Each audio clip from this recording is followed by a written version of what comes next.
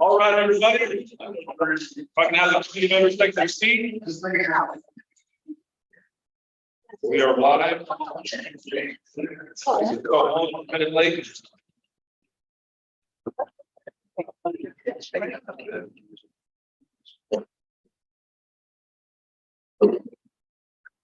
All right. Well, thank you again for everybody being here tonight. Tonight is going to be I think a fun night. It's going to be a great night. A lot of conversation that we're going to have. But before we begin, I want to just remind folks that this end, you have three opportunities to provide input to staff, but also the committee. And so we've been pushing our comp plan email online.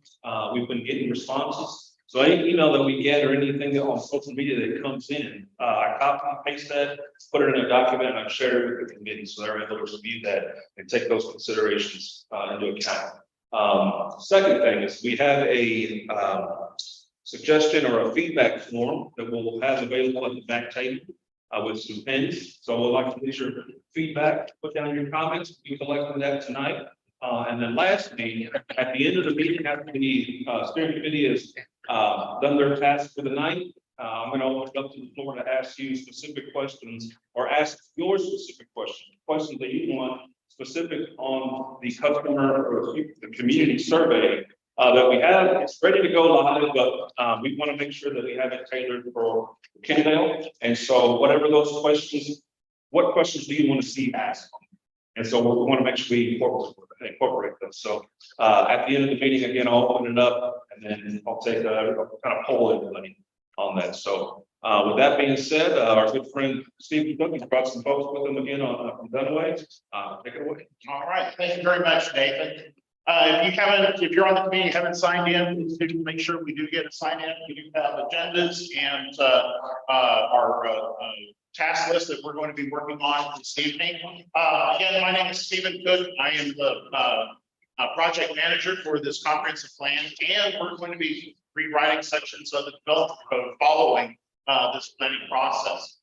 With me is Aiden Carrera, who's a planner with Dunaway. She's got experience in long-range comprehensive planning, and for my part, she's also an Aggie, so I'm really happy that she's with us. And we've got Chancellor Long, who has worked over the past few years with Dunaway and serving the city of Kennedale as a staff planner and helping Nathan come in as a planner to the city. And so Chance has a lot of knowledge about development that has been coming into the community and making sure that we have a well-rounded view of how the city is working. So as we go through this process.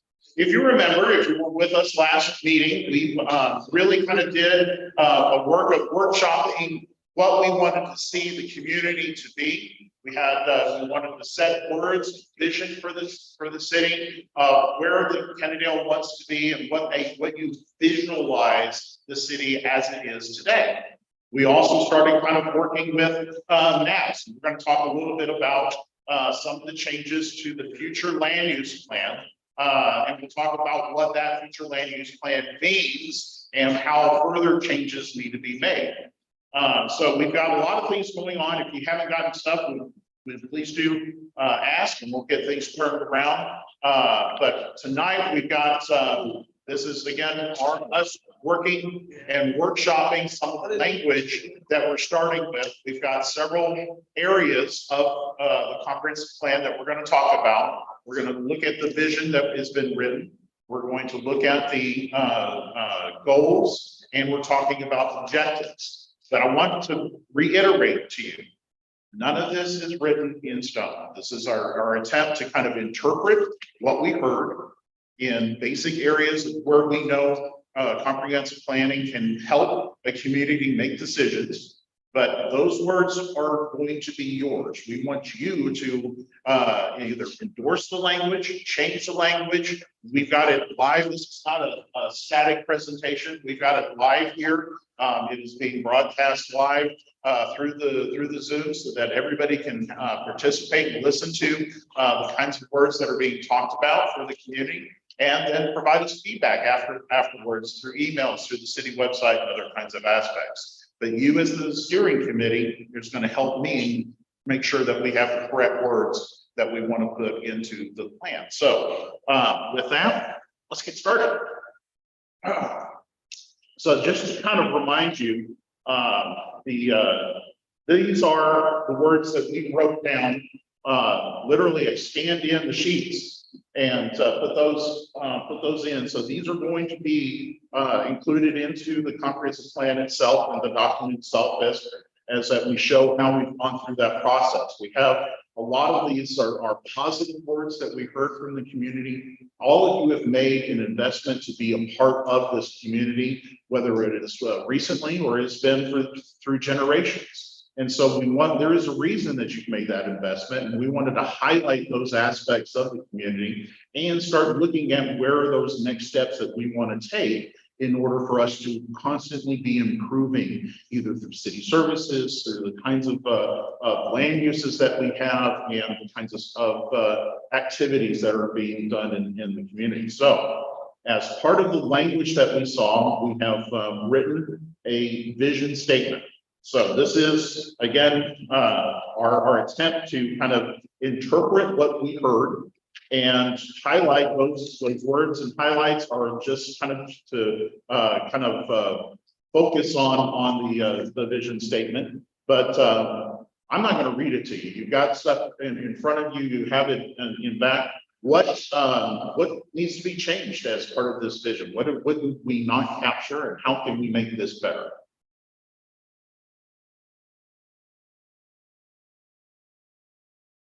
So I'm actually not going to go directly to that, but I had the opportunity, totally random, to translate another city's comprehensive plan this weekend. Oh, wow, excellent. And one thing I noticed, and it's a big city, so like we can't compare, but we could be like a neighborhood in that city. But one of the things I noticed is that they were talking about how whatever growth they're looking at happening in the city, how it's going to affect their environment. And not just the environment as in we're going green, we need to recycle, but we are growing, we're putting more concrete. What's going to happen, not just with our green spaces, how we're going to make this concrete be green as well. Okay. And I remember that we had been talking about our green spaces and how we want to make sure we keep them, but we want to grow. And then it's like, okay, we're going to build tree houses. So it kind of resonated as I was doing the translation. I was like, wait a minute, we didn't think of any of this last time. And I was like, oh, maybe we're a few years, decades behind those other people. Okay. And we shouldn't, because they're not that far away from us. So we are talking about in this vision statement here, what we talk about is the encourage commercial development. We heard that we want to see more healthcare availability. We have green spaces in here, but there's not a kind of a relationship of green spaces with everything else. to And environmental. that's something that I thought was very interesting. What they have is that they have this relationship as in everything that is growing, how it's going to all mesh together and be a mesh, be a community. So it's all embedded one with the other, even their industrial planning, how they're going to be doing to make it come into the green spaces. They even talk about the homeless and how they're going to use this population that they have in the city because it exists and Right. we can't erase it, how they're going to incorporate it into part of the city and how they're going to be growing into it. So is this part that you're looking at, is that in more the kind of the goals of the It's community? in their goals of their city. Okay. Yes. So as we go through this, let's make sure we do highlight those parts. We need to enhance those parts. as we look at each one of those kinds of sections and make sure that we're capturing exactly what you would like to see. Is there something that we want to put for environmental into the overall vision? I would think so. I think what Maria was referring to, you know, there's no parks and recreation in this vision statement. There's pipes. Green space. Right? There's pipes, but not parks. And I think another thing, and this was a random post I saw on Facebook, somebody was talking about whether Mansfield or Midlothian, and they were like, oh, check out the concrete, blah, blah. And I'm like, wait, that's something I'd look into when I go somewhere. Am I gonna be moving into a place where, like, I know my husband will not live where there's power lines going around, like, we need to take that into consideration. Whatever business, whatever thing we're gonna be bringing in here, is it going to eventually affect our health? We're talking about healthcare, but are we making sure that we're gonna continue being a relatively healthy place to live in? And yeah, we do that by keeping some green spaces, but also, are we just gonna let, you know, a pharmaceutical, we don't have a space, but a pharmaceutical company come in and build and make some weird chemicals? We already have them run through, so it's that kind of thing, like, what are we? Are we gonna become an industrial parking lot, or are we gonna make sure that doesn't happen? Okay, so at I mean, 30,000 foot level, are we looking at it that we want to be an environmentally conscious community?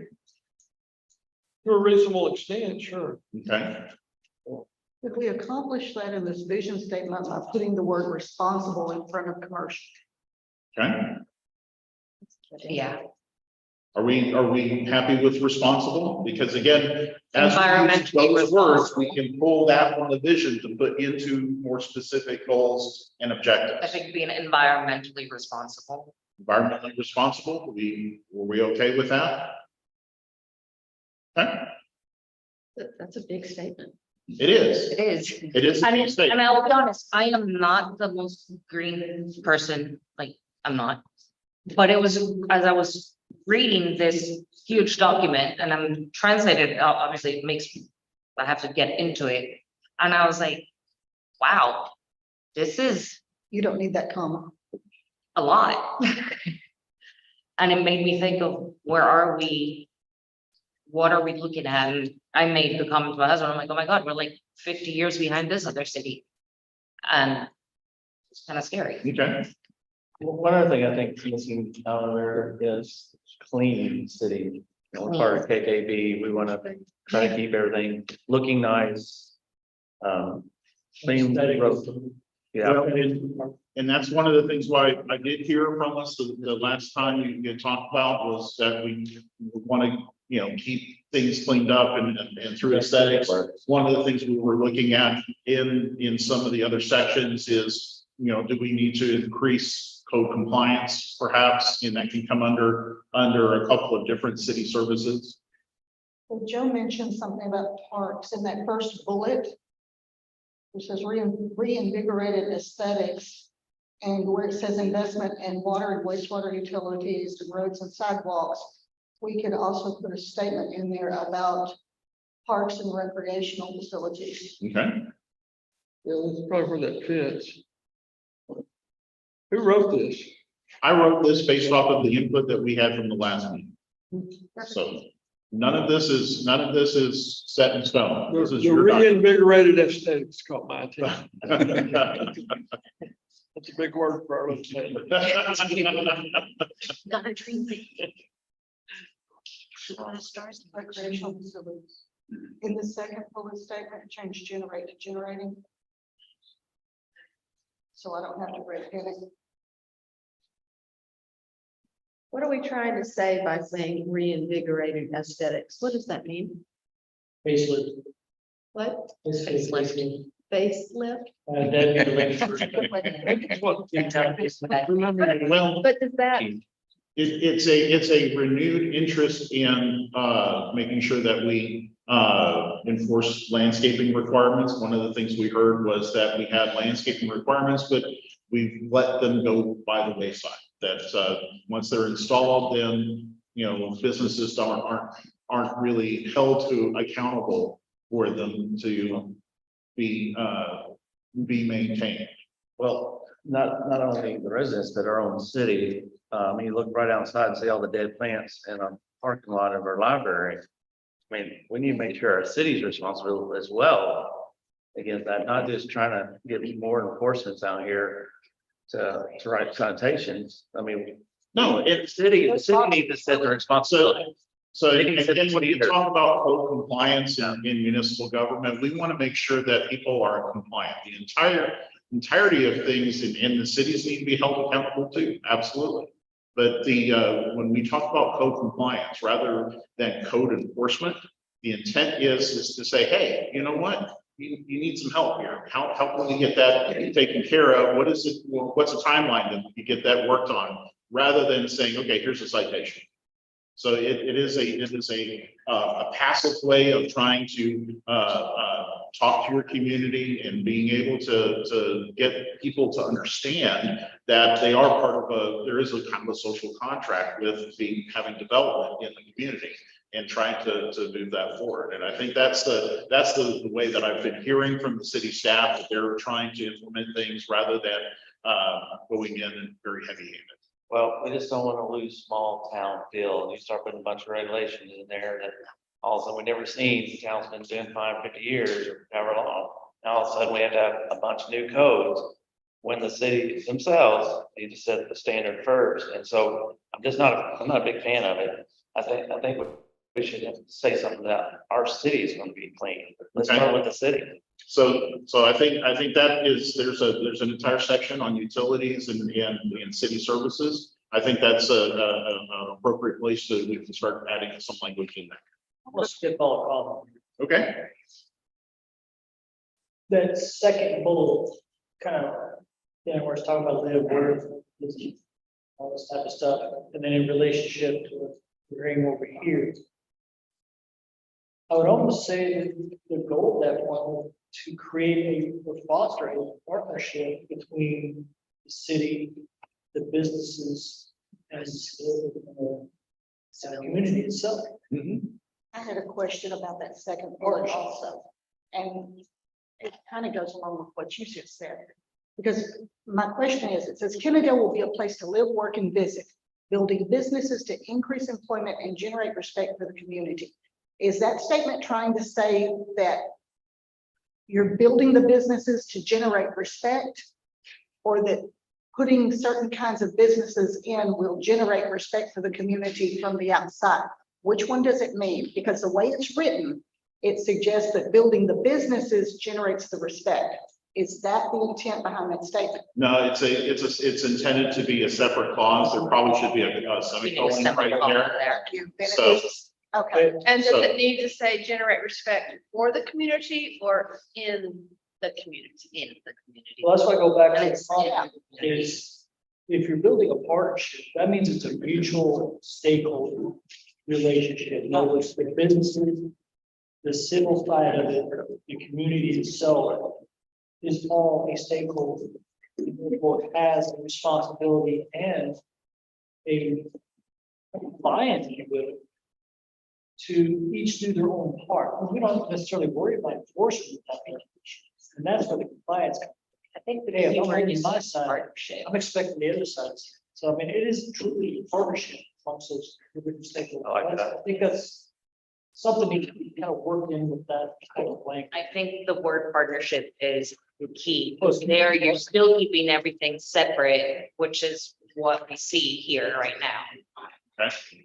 You know, to me, that bullet point ought to be two separate bullet points. maybe building a partnership with businesses. Building, I wouldn't even say business partnerships. I would say building partnerships, period. Like, so everybody's a partner in it. We all live, work, and visit here.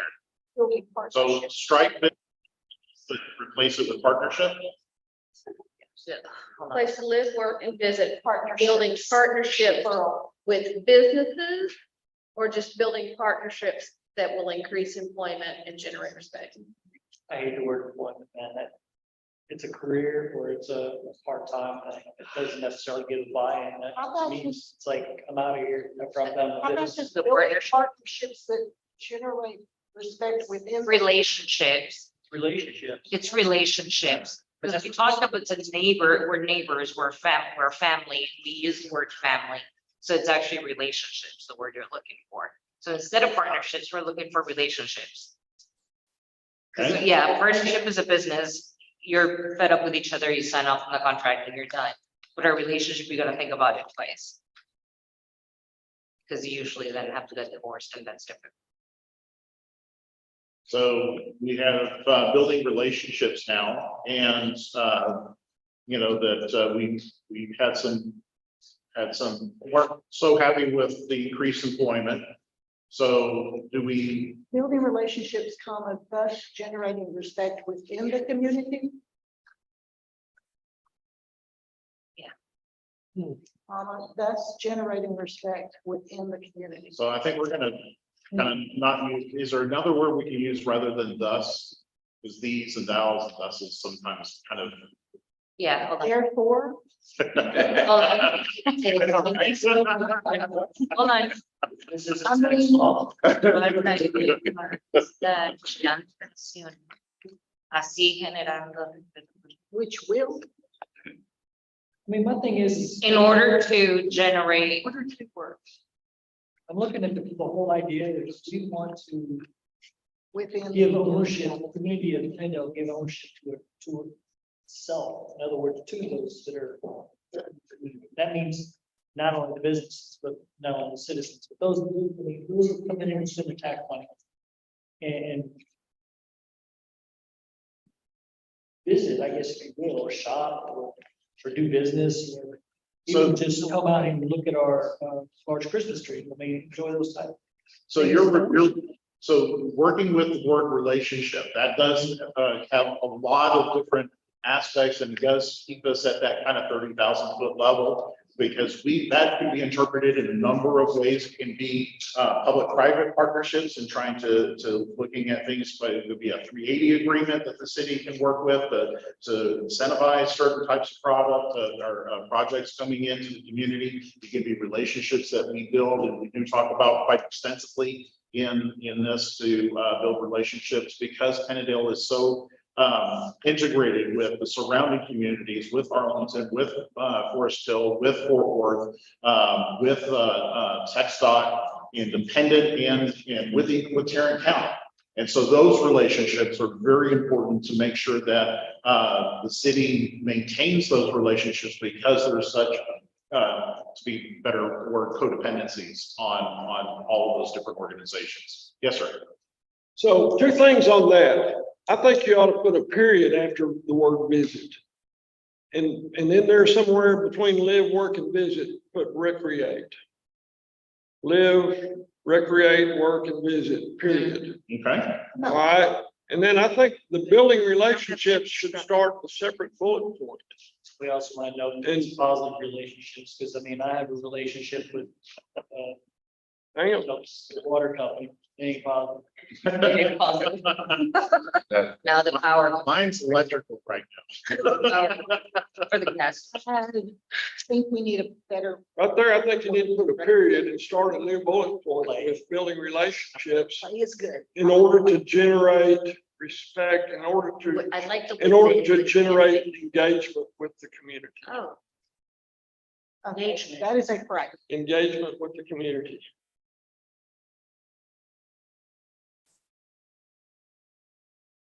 Is that, I mean, y'all, Watch word engagement. I like engagement. I'm one voice here that think that's a better fit for what you're trying to say there. Yeah. That's like a big glaring, It is a broad stroke. frightening, fragment, like not a complete thought. Yeah. fragment. The second bullet, now we're hanging and that Could one. we consider changing recreate, which could be misinterpreted as Play. Play, yeah. work? Be good with that. Okay, thank you. Live, play, work, and visit. You don't want to recreate? That opens all kinds of possibilities. City's got allowance to do right now. I would say promulgate. True. Right. Right.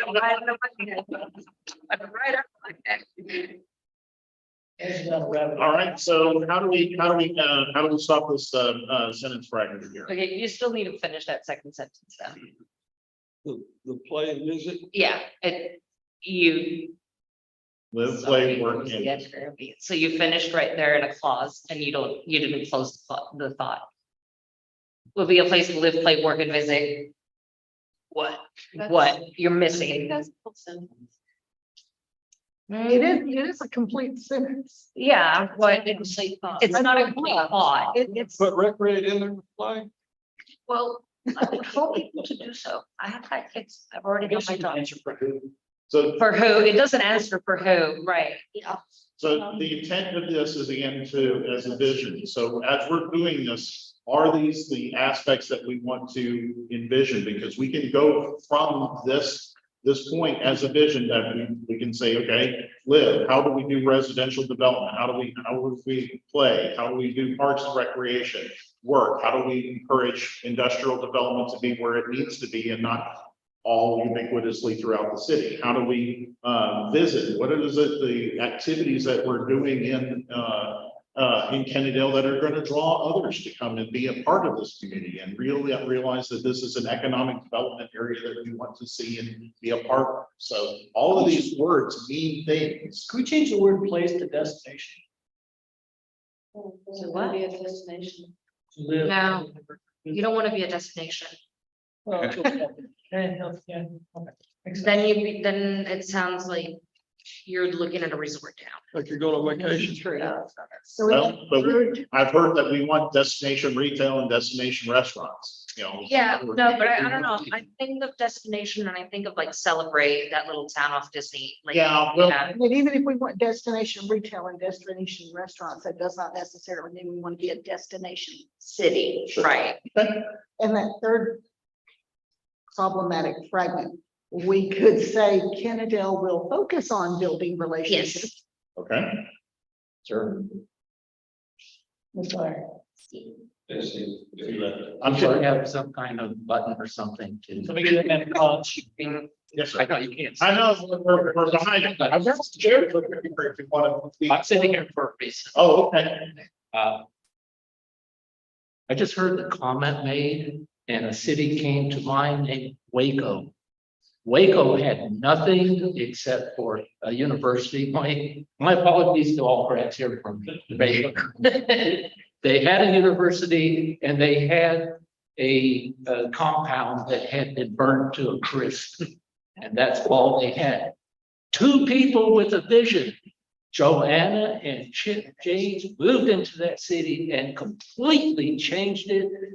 And now Waco is one of the prime destination cities in the state of Texas. They have built 40 hotels in 5 years. They have people come in, spend money and leave. Why can't Kennedale have people come in here and spend money and leave? We want to increase our sales tax revenue. And Ms. Mayor, I was sitting in that meeting, the budget meeting. I heard one of the city people say, we have very low sales tax revenue. Is that true? We're not increasing at this point. The budget is based on saving from year over year in projections. Okay, I just want to be sure that I heard it right because I'm sitting in the back. Why aren't we working on increasing sales tax revenue rather than year after year putting tax burden on residents, on homeowners? We need a new vision, ladies and gentlemen, and this stuff up here looks okay, good on paper, but we need a vision where we're going to build Kennedale, not to become another Waco, but to use that type of vision. Let's make Kennedale a destination place where people want to come, want to visit, spend money in restaurants, spend money in little small businesses. And we can achieve all the rest of this without every year putting a new burden on homeowners. We do not have a balance with our vernacular taxation between industrial business versus homeowners. Homeowners in Canada carries a lot because we just don't have the proper balance between residential ad valorem taxation and business taxation. Let's instead of having big things moving into Kennedale, let's support the small things.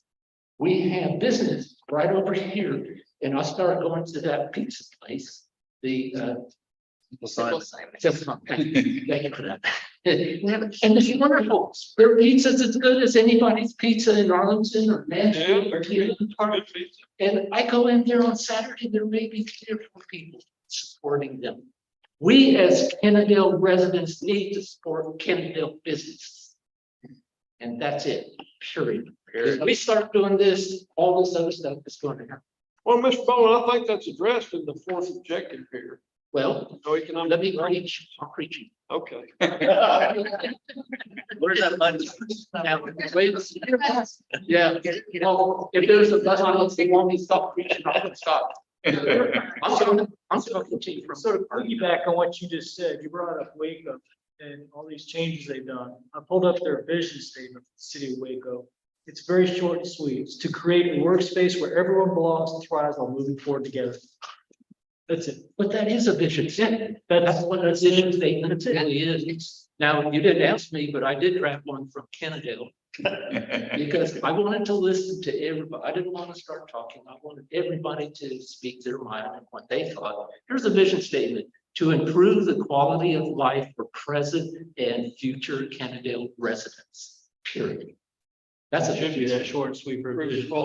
And then, once you settle on a vision statement, then you do a mission statement. The mission statement gives a little bit more meat to your vision statement. But then, where the real meat comes in, all these bullet points in, is what's called core values. That's when we as a city establish what are our core values. They don't go into a vision statement, ladies and gentlemen. And that's all I got to say. And I'm gonna say this too, because, oh man, I'm gonna get shot for this one. I'm looking at their mission statement, City of Waco. To provide exemplary municipal services in a collaborative and transparent manner while honoring the public's trust. And I've noticed that's been kind of a, We got that in there. yeah, that, so. We're looking at it as a municipality, we're looking at it as a city as a whole. I mean, we want to also decide what is the mission. Is the mission of the city as those residents and businesses within it?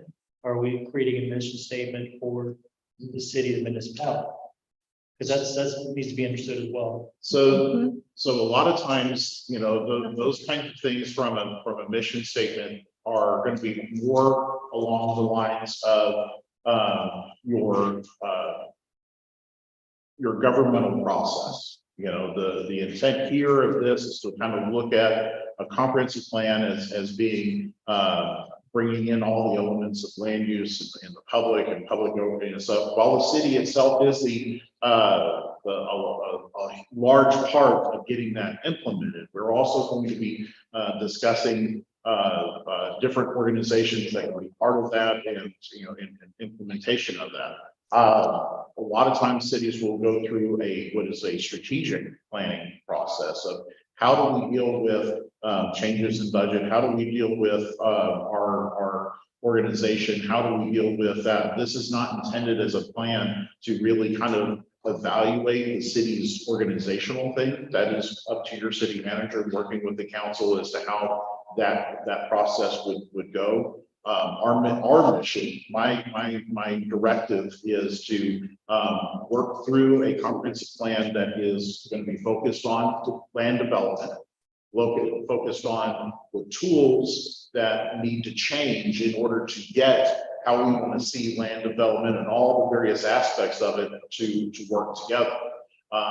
What we had heard previously was the last plan was too ambitious and based on principles that may be good in more denser environments, but are not being implemented in the way that we want to see in Kennedale. And so rather than going through your development code, which is fairly extensive, your zoning laws, your subdivision regulations, how those put together, and just making those changes without going back and start looking at, well, what is it that the city wants to see in physical built environment, and how we include environmental protection? How do we include protection of businesses that are appropriate here? How do we include the inclusion of the way that people live?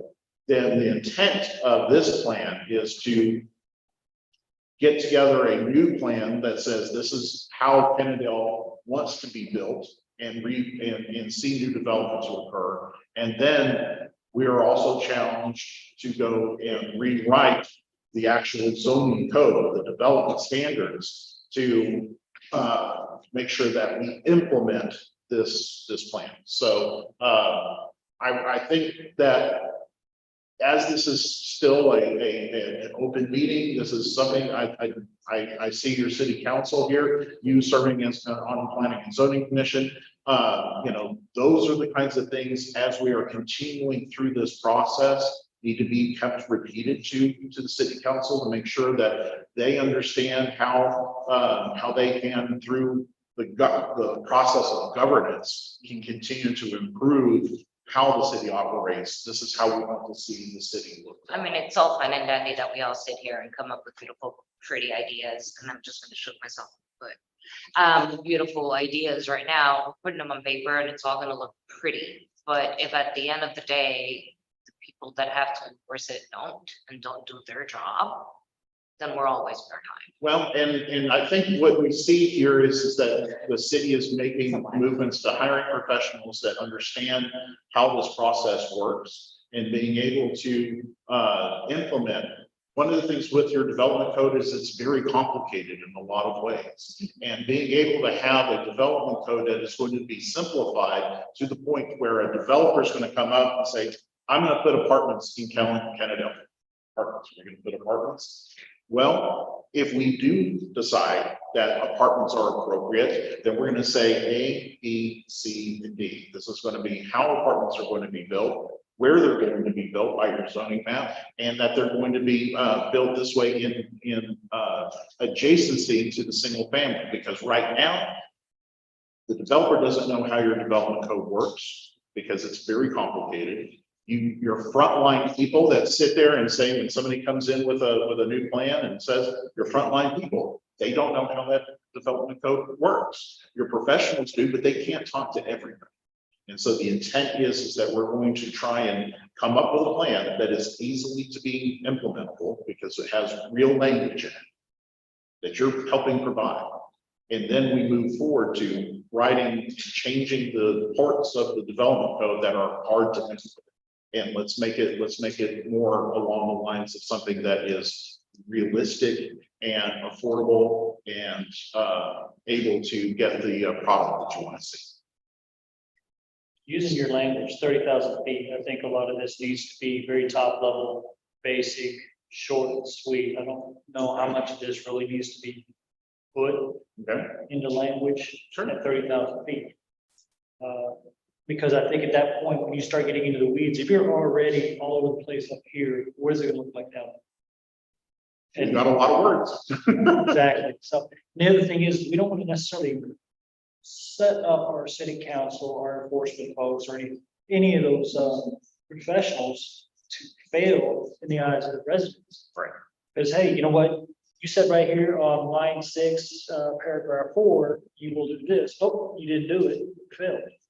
I don't know if that's a good idea to really put it down at that level so we can get down to breaking down the objectives themselves.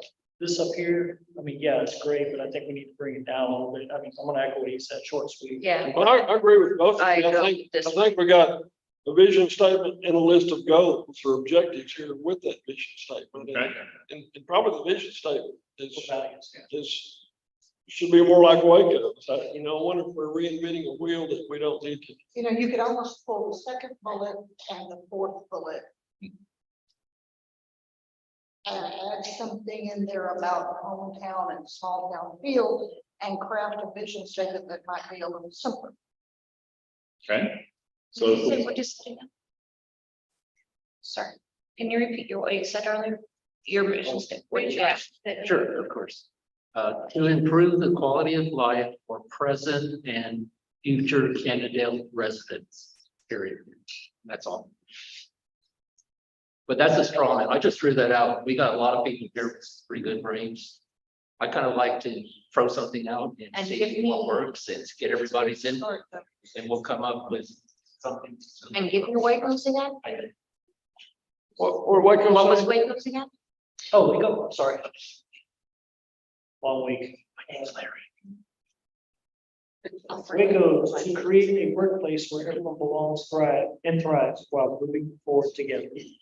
And they've got while moving forward together, bold.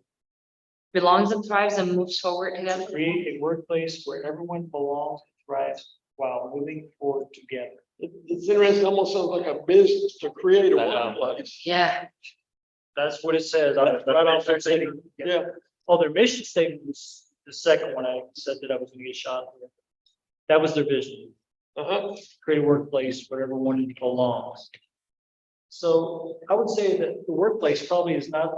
I don't like the word workplace in there. And again, I think that's Create a a vision for the city and as it operates, Exactly. rather than for a comprehensive plan type of vision. So So- to create an environment. To create a community, For a community. a A community. community, create a community, yeah. And who says we can't plagiarize a little? Well, And I do we like. want to lose the small moving- town feel though? I mean, is that important to people? Yes. I mean, I think that's what our little town's about, right? Certainly important to a lot of people. Yeah. I think we need to hang on to that We need to part, stick wherever it with is in small there. town. And then I think we also need to remember that we are a small town. We're never gonna have a lot of hotels. We're not gonna have a huge businesses coming. We're not gonna have a hospital in our, we're gonna rent a room, right? Until cars fly. Yeah, go in place, right? Take down apartments higher, is that what you mean? But anyway, we also have to keep that in mind as well, that I think what you were getting to is we don't want to make this so out there that our city can't reach it, Yeah, right? So we do want to make sure, Definitely puts a strain on the municipality is, the governance of the body of the city. It puts a strain on those that are enforcing it and those that are trying to meet those goals. It's just way too much. I liked the quality of life for present and future residents. I like that too. Because I think that's something that, and I'll say it to me as being pretty much new in Kennedale, that's something I look for. It's like, yeah, I came here, I wanted to stay here because I want my children to grow up here and stay here. And I see me retiring here, but thriving at the same time. I don't want to get stuck. I want to be able to thrive. I want to see children thrive. I want to see those that come to it will thrive. To see it as a place where they can grow. So how about to improve the hometown feel for current and future? For present and future The residents. quality, improve the quality of hometown. feel. How about- We have the hometown feel. Kennedale is a community? We just need to come together. Is- Present, future residents while maintaining. I was just trying to capture a vision statement, very one line Yeah, statement instead of, I like the one sentence. oh, you just deleted a sentence. I put it up here. instead of decide. Community with a vision to improve the quality of life of present, future residents while maintaining small town. a small town feel or a hometown feel, whichever people feel most. That was kind of a sentence statement. There it is. It's all Then we can get rid of it. I mean, not get rid of it, but use it elsewhere. I mean, that to me right there starts sounding more like a vision statement. Okay. This is making more sense. I just wonder if the words present and future are necessary. Well, we don't want to do it for the pastors. Well, the Right, ones but I mean, that- I think I we- want to make sure they stay. I think we could assume present. Well, you gotta have that. Well, let's take it down, let's take care of you in the future. So I mean, here's the thing, that would actually to me would resonate as a. I want you to stay here for another 20 years because in the future, the kid would take care. I Yeah, mean, that's kind of statement. Like future generations. yeah. And protect existing neighborhoods and while allowing Right. development to occur. The residents, we could maybe change it, this Nathan comment. Generation instead of, because then now you're talking. I like generations. You're talking to everybody, you're talking. Because residents, you just come and rent. generations Good. you set through. Thank you for bringing that to us. Okay, But they don't know. all right, that's the first hour.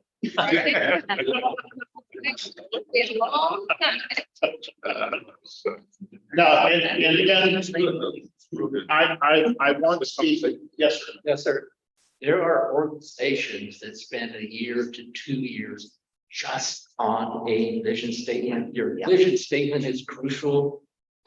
Really great input, great discussion. I think, and it's like kind of like, now I haven't experienced this personally, but I've been told it's like birthing process. I never want to go through that. But the point is that we are working together. We're all putting out some ideas, and together we'll come to something that works.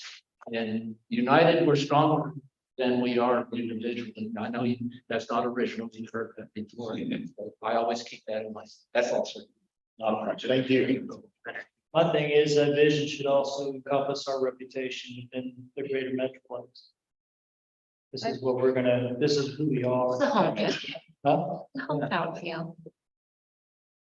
I think Mrs. that's- Tamiko, you haven't said a thing. I'm worried about you. What do you think? What do you think? I just started when I was having to see you.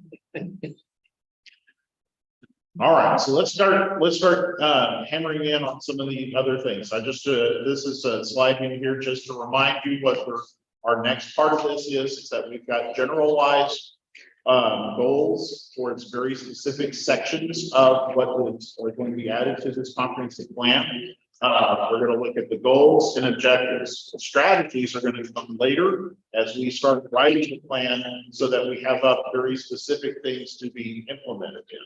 So the first thing we're going to talk about is growth management. Kennedale will have residential, commercial, and employment growth while retaining its safe community feel.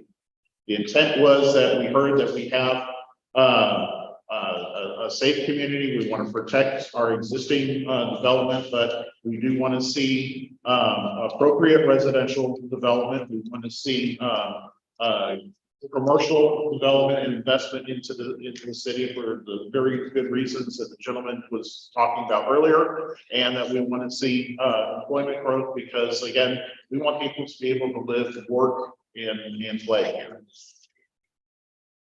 With that, we have several objectives. Encourage a mix of single-family residential units and appropriately located and designed medium to higher density units according to the future land use plan. That will be that map that we're going to be talking about. So again, when we talk about medium to high density, that can be anything from the missing middle, where we look at townhomes, that we look at, there's a potential for now those products that you're seeing of tiny houses or other kinds of things like this. That we're looking at trying to find ways to find appropriately located density within the community that is going to be designed well, because otherwise we're getting apartment complexes that nobody likes, and we're beholden to a developer that is looking for his ROI. It's not looking for being part of this community.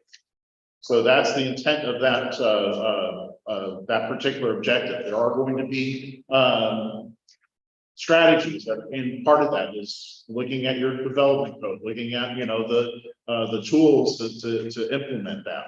The second objective is to increase the number of commercial and retail uses to provide more shopping opportunities for residents, visitors, and employees. Again, we have a large employment base already in Kennedale. A lot of people are employed here, but where do they go to have lunch? Where do they go to spend the money that they're making in their pockets? That's so we want residents to be able to spend their money here. We want visitors to be able to spend their money here, and also employees that work here. The third objective is to manage industrial development in Kennedale through zoning and design regulations. We do have a lot of industrial development, and some of it is very good partners with the community. Some of it is not so good partners with the community.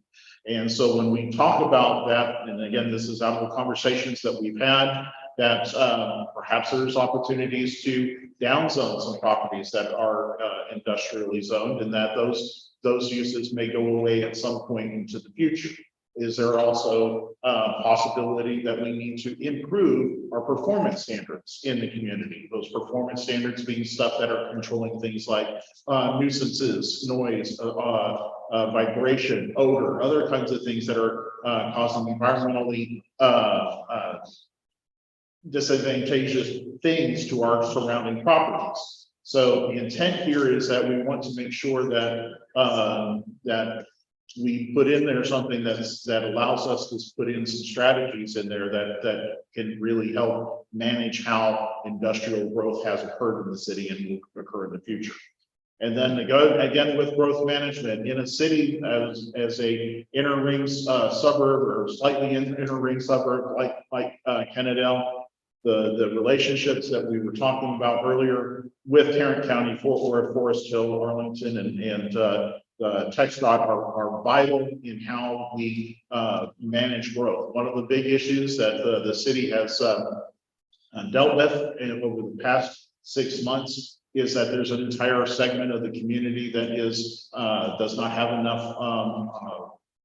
enough infrastructure for water and wastewater development, because it is dependent on the city of Arlington. And how can those areas be developed, and what strategies can be done to work with Arlington better to improve the infrastructure so that area of the city can be developed appropriately. You repeat all that? You really want me to? No. I mean, really ought to be sliced. It's kind of that, that 20% effort to get that 80% result. That'll be the first thing. I'll call him this one over here. He's already got something written down as it is, I'm sure. No, go ahead. Nope. Please. I mean, we got to look at subjective things as well as the objective as well. I mean, for an example, most people associate crime with industry, or first thing somebody looks at when they go into a new place to live. What's the crime like? What's the commute like? What's the school system like? Okay. So I think those are the three things that we focus on. How do we improve those things? Now, some of that is way out of our control, but Right. again, slicing back down to that 20% that we can control. Well, Do we need to put the ISD in here? you might wanna, I mean, Okay, let's put the ISD as part of that strong relationship. the thing is, absolutely, because, when you have a community that falls back on each other, in other words, it's kind of it's a mutual relationship. I kind of go back to that mutual partnership. You have the ISD out there that has got to support the city. It's got to support the city's needs, the community itself. Community, vice versa, has to support the ISD, has to support the board over there. I mean, it's how do we foster that? And how do we make sure that we're meeting each other's needs? That's definitely an objective piece put on there, is synergy between those two right there. I mean, we can't necessarily affect the ISD, but we can create a synergy of change and improvement. When you think about it, not all of our teachers are actually residents here. A lot of our teachers commute, most of them are. Some of them actually commute an hour to come work for us. We're city. So, but they want to give them a reason to want to come, not just because they're working for a great school district, and they're driving an hour to do so, so for a good reason, but make them want to have lunch here. Not have to order Uber Eats from Mansfield. Like, Well, one of the greatest forms of recreation in our community is football game and basketball games. are we getting, who's coming to our football games? Is it only parents? Is it only Joe every Friday? But like, who's there? Like, are we as a community supporting our kids? Are we supporting the booster club when they're asking for help? They're desperately asking for help for someone to go work at the concession stand. You might not have kids in the district. You might be done, but you know what? They need help. And if we don't get that buy-in from the residents, from the city, and you don't get that support, you can't expect it either coming in from the other way, and you can't even expect it from the kids. Like if the kids themselves, if they don't see that people that are not necessarily related to the schools, they don't see the rest of the community helping them, they're just gonna see us as a bunch of grown adults that don't care. Because that's the way kids see it. And they're gonna be, we're just gonna go to Mansfield because it's fun. So foster a way for those kids to want to be part of their big community, not just their school, but Kennedale itself, and they don't want to go do something else outside.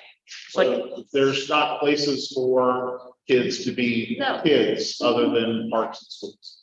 Others in the parks. That recreation center is a big deal, I think. And. I would suggest you like, put Mansfield in there yeah, right there. we need where that you are, there. too, by the way.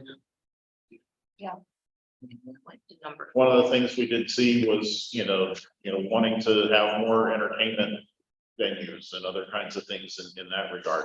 One of the questions in the survey is ranking things that we want to see in the community. One of those is entertainment venues, restaurants, other kinds of things. So, that'd be interesting to see how we can get some good feedback through the survey on that as well. See, that's, so going back to this growth management goals, are we saying that we want to throw the school district with residential, commercial and plumbing growth? Is that what I hear y'all saying? No, you Not can't. necessarily, no. Like the school district will grow as much as the city grows. It's just Like we do, the school district. You talk about the relationships. We're talking about You're trying to build creating relationships, so it should not be in a growth management goal. They're a major partnership. Major. I'm just trying to figure out how we're tying into this conversation. So all of the relationships themselves help manage how the city grows over time, because again, because a good school district is something that, so what we look at in growth management, we talk about location, timing, quality, and quantity. So all of these kind of fit into one of those kinds of things. So the location is obviously where you put your infrastructure, how your roads are going to work, your zoning. Your quality, again, zoning has a limitation on how regulation over how development is going to occur. Your size of your lots are going to start dictating the size of the houses that are going to be built on there, and your building official and all of that implementation onto that quality. The quantity, again, your zoning, what's your density going to be, and the timing. That's up to your planning and zoning commission and your city council that, is looking at how those things get implemented through the planning process, and also what kind of city incentives, either through infrastructure development or a direct type of incentives. And there's a lot of, you're not just giving money away to provide development. The intent here is to see what is it that we want to see in the community, and how do we get it through our own investments, and then partnering with development that's going to provide development agreements that are going to actually occur, that we can hold them to make sure we get them.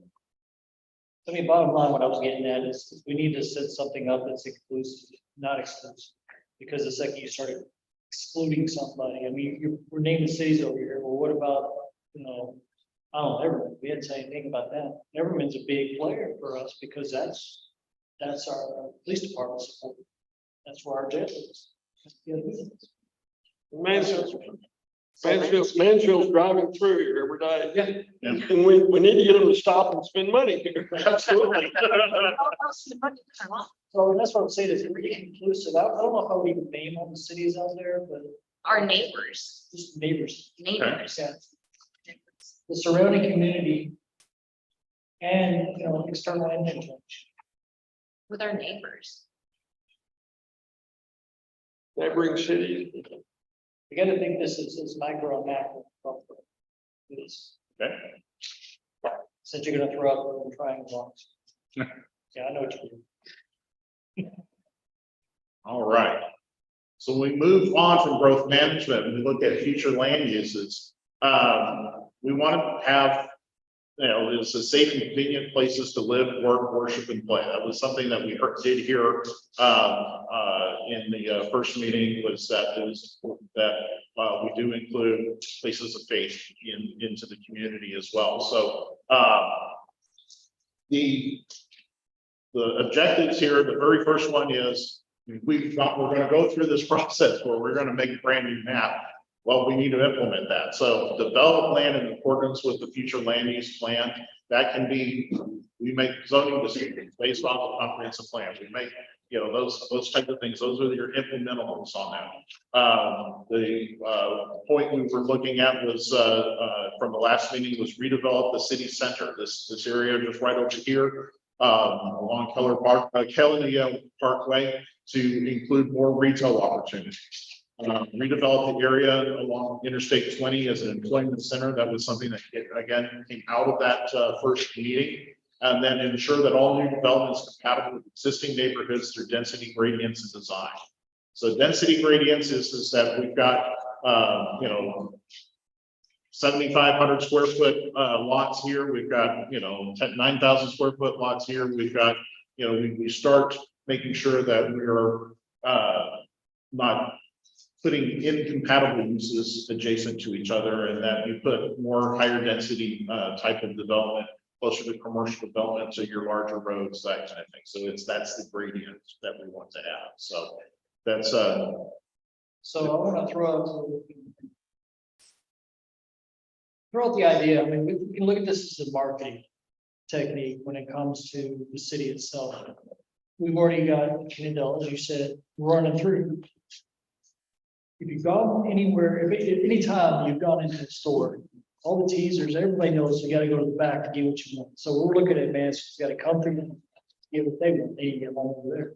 Well, on those end caps in the cities or in the stores are the teasers, the things that, hey, I need to stop and go down this aisle. Next thing you know, we've got Kendall Parkway. That's our pathway.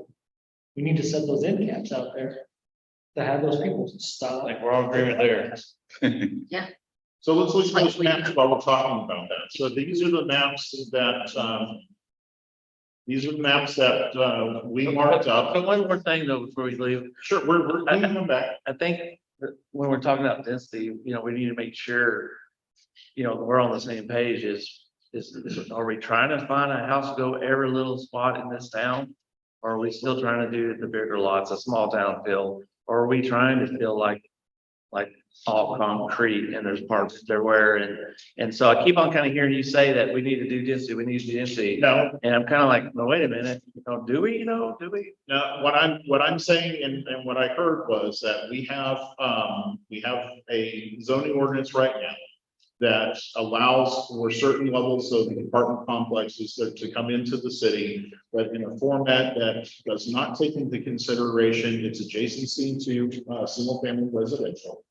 That we do not have a kind of that missing middle of types of units that might have that gradient, and that we want to still see, from what I heard from the city council, was that we want to still see that we do have opportunity for new development of large lots in the city. Now, we think that there is still a need based on your demographics of the city to have some higher density availability, because you have an aging population. We all do. All the cities in the area have aging population, and they do not want to retire to somewhere else. A lot of people are going to retire in their same homes, and that's fine. We're not trying to move people out of their homes, but there's a lot of people who would like to see a choice and age in place within a community, and being able to age in place means to find a place where they don't have to take care of a yard, where they can still be independent, that it is not a age restricted apartment complex, that it's, or they might want that. So we need to see if there is a way that we can provide an opportunity to accommodate all of the population that wants to live here, but do so in an appropriate way. So basically, I mean, one size doesn't fit all. Apartments are needed just as much as duplexes, just as much as small homes. But at the same time, I hear what you say. Big lots to be needed too for the big homes. There you go, and that's fine. I mean, that's the same, is there's folks out there that want a lot of things, they want that 2 acres out there. Need to have that available to them. Without subdividing everything we have. To build more small houses instead of larger ones. That was my thing. I'm good at it. It's all that. I just kept on here density. Hey, let's look at every place where you put residential and I'm like, wait a minute. But it's all balanced out, you know. I'm agreeing with It's a balance. We got a limited amount of geography here. Right, Right. Just Yeah, that's where I'm thinking. right. Is there, It's the individual that owns it, along with the best use for the city itself, and the citizens. I mean, there's a balance. the highest and best use, I think is what we're. Right, and the intent here is that we do have a lot of property that is zoned industrial that I heard a lot of people are saying, you know, we're kind of done with all of the auto uses that are all up and down Kennedale Parkway, you know, and as those businesses go out of business and whatnot, what does it look like for the next generation? How do They they? turn into truck parking now. So Well, and We've got to be right for the tax base. It's the truck parking or the cars or the whatever. Because I think apparently there's a need for them. I mean, we have a load of them.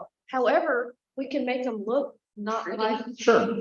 trash. And that's part of that aesthetic part that we can put in there in making sure that there's implementation for that and stuff. I think the biggest thing as part of that is that anytime you're doing planning is that you have to make sure that you understand that as you make those changes in your zoning code, it takes time. I've worked for almost 15 years for the city of Euless. In Euless, Highway 10 goes right through the southern part of the city of Euless. Highway 10 in the 1950s was really cool. It was a place where Elvis stayed when he came to Dallas. But since then, it became used car lots and it became a lot of transmission shops, and they would take out and drop a transmission right there on the side and let the fluid leak all over the ground. And so it took a big effort through a comprehensive plan process and an ordinance completed in 1997 for them to now be able to start seeing the kind of redevelopment, reinvestment on that corridor. But it has to be a decision and it has to go through that process. And that's what I hope we're trying to do right now, finding a way of making those kinds of decisions and implementing ordinance that as things change over time, because we're a market state. We're not going to go and sit there and tell you, you know what, you're out of here. We're doing what it is. But the intent here is change over time.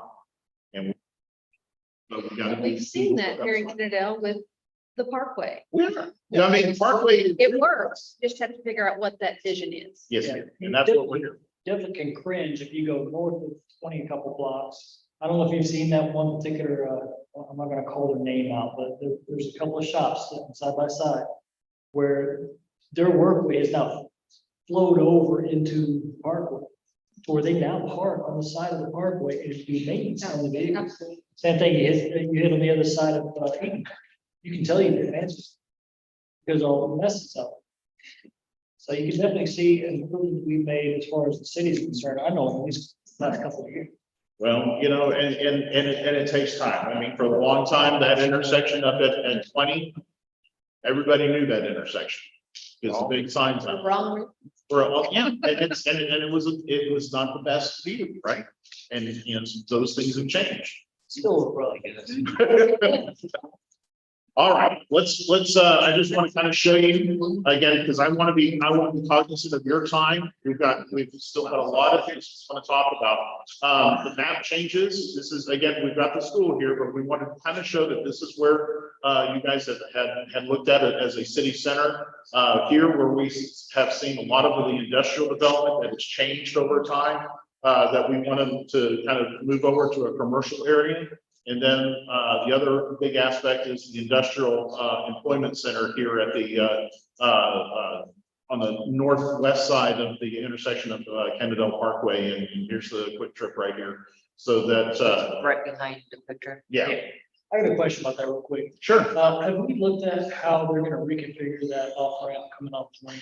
How it'll affect? I have not gotten that data just yet. That's part of my That's process. change a lot based on, I mean, just simple things that Absolutely. have, access.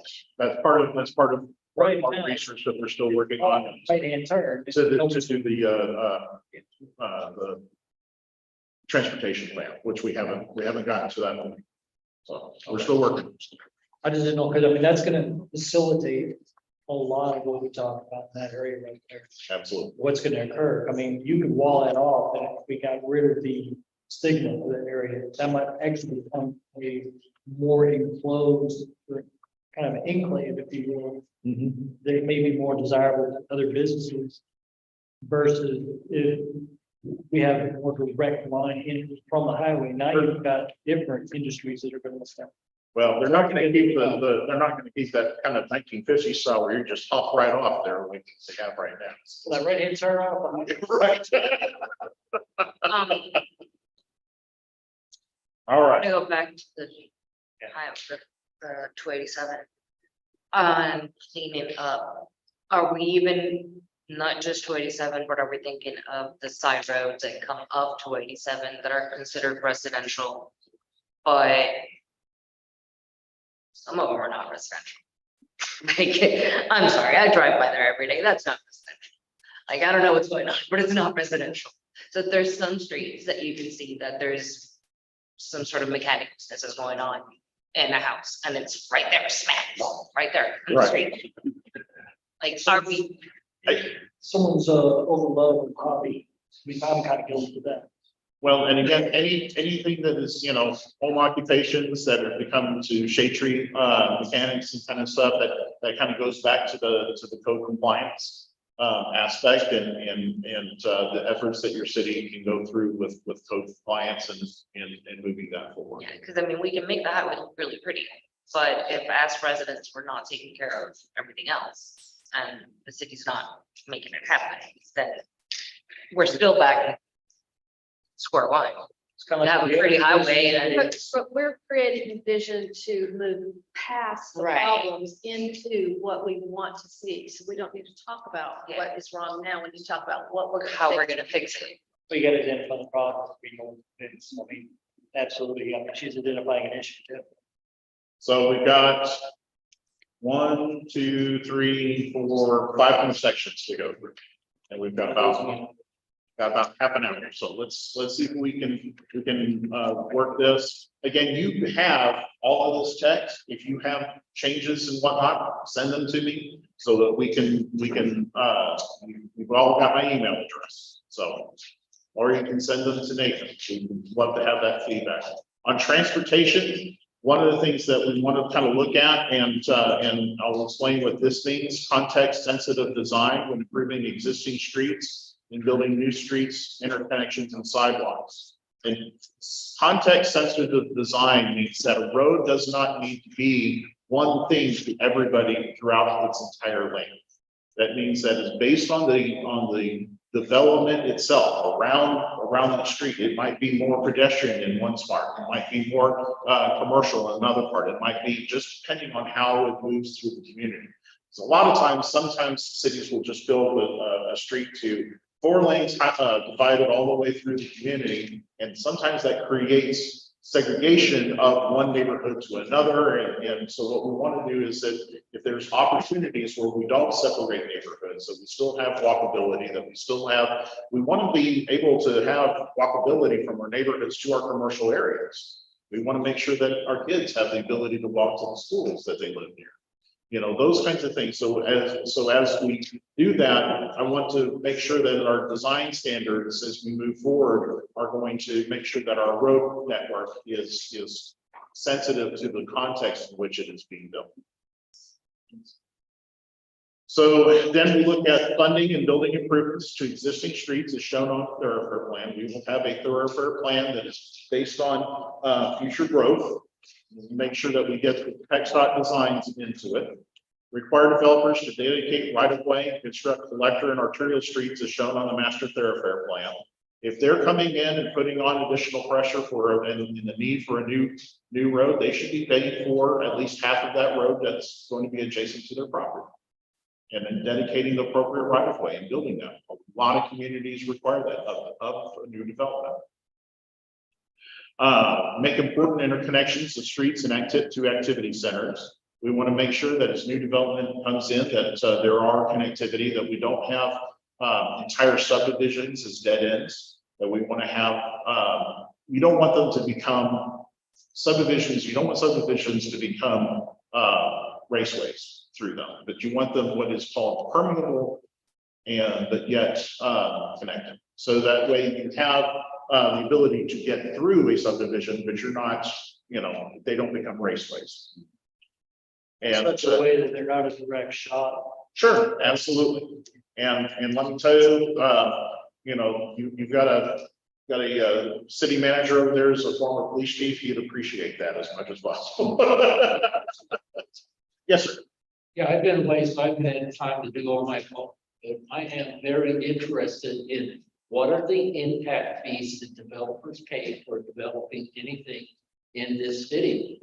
And are the impact fees ever been raised high enough to cover the cost of the infrastructure? We as taxpayers in this city should not be paying what the developer should be paying. And I don't have the numbers to back up my feeling, but my gut feeling is we're carrying a load for developers. I hear you talking a lot about developers, there's a role, but let me tell you what developers are interested in: profit. They will get as much money as they can, walk away. We're going to be left with the bill for the infrastructure. We're going to be left with the bill for the water system. We're going to be left with the bill for the police and fire services that need to go with that new development. We've got to be really careful, sir. Really careful on what type of development, really, what development's going to come in here. Somebody comes in here and they say, well, I'm going to do all this for you. Once they got their money, they're gone. You'll never see them again. And you think I'm making this up? I lived this when I was in Arlington. The first place I lived in Texas was Arlington, when it didn't have any of this, and then it just all started exploding. All the developers came in, the PNC approved everything that came across as long as they thought they were going to make money. Kennedale does not need to make mistakes. I'm not saying they're doing it, but do not need mistakes that are to make. We can learn from neighbor. I think we should. So one of the best things about doing a comprehensive plan is that it sets the standards for land use assumptions, which is the first part of making sure that your impact fees are appropriately sized. And so what we want to do is through this that can help your CIP in both water and wastewater, and being able to put the appropriate spending of where those impact fees. What's CIP? The capital improvement program, for water and wastewater. So you have to have that plan, and in order to spend impact fees, you have to have the projects in your plan saying we're going to size it at this direction in this length and whatnot, because It's you a have to have a, playing on the developers, not on so basically. So the state requires you have certain assumptions on what land uses are, and then what projects you're going to spend those dollars on when you collect it from the developers. So we want to make sure that as we do that, we keep the city legal in the way that we do those. We have a good attorney, don't we, sir? Our attorney's going to keep us on. All right. So to keep moving on, we're going to improve existing sidewalks and construct new sidewalks for pedestrian access and citizen health. That means the developer builds sidewalks. That means the city's going to look at areas where we can make connections of sidewalks. When again, these are objectives to improve transportation connectivity. Evaluate floodplains for the construction of trails. Again, trails can be recreational, but they can be transportation as well. Intending of connecting neighborhoods, connecting schools, connecting through the floodplains and where those would be appropriate for trails. One of the things that we haven't put in here is there a need for bicycle paths? The trails could be that as well. It would be nice. Okay, so we want to put multi-purpose trails. Yeah. Okay. And, you know, we've got limited areas, so I gotta kind of make it all count. Sure. Another thing back to, what's been said a while ago is cradle grave. I mean, I can tell you there's some folks in this room probably are going to harp on it a little bit, but we're looking at doing some, implementing something to this effect. Great point. Are the police involved? You know, or the cost of doing business, all the way from the implementation of a site plan to full development and build out of that location. What is the organizational cost? In other words, for the city, what is the cost of operating, maintaining, those type of things? And that's something we need to make sure we're always mindful of when we talk this. I'm kind of sidestep a comment here on this, but anytime we look at any of these things here, we need to look at it as, well, that's great for the city, but how much is it going to cost us now? How much is it going to cost us to maintain it? How much is it going to cost us to improve it later when it becomes obsolete? So those are Kind of a the sustainability factor, huh? Yeah, cradle grave is what I call it. So Cradle when grave you action. say trails, But- at least what comes to my mind is like little trails. I don't know, I'm thinking of a park and areas where you can walk, where you can ride your bike. And then, yeah, but you need safety and security in that area, so you actually need more police presence, you would need other kind of things. Can we even afford it? Well, Or are we, and I'm one to dream big, but, You need to carry a gun. oh.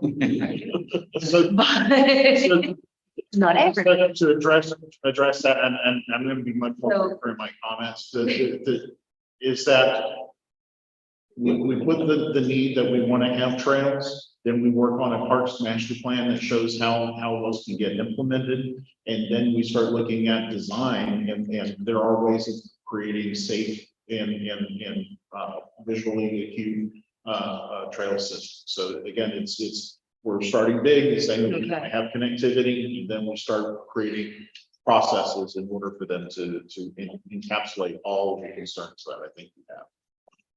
All right, let's go ahead and get on to economic development. Kennedale will have a strong and resilient economic base. Continue to capitalize on strong industrial employment workforce to leverage demand for more destination-based retail and restaurant opportunities.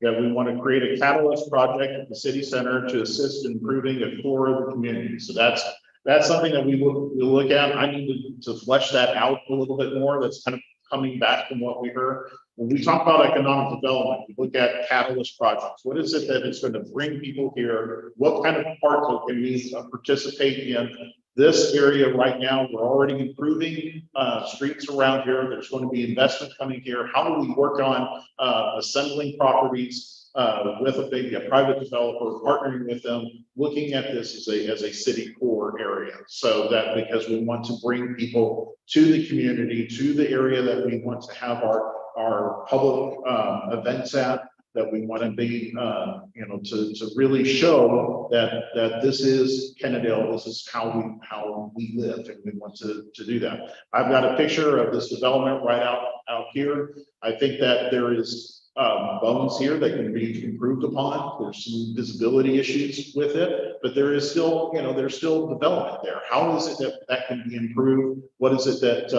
working with that property owner, those kinds of things is looking at that as a catalyst project. Market.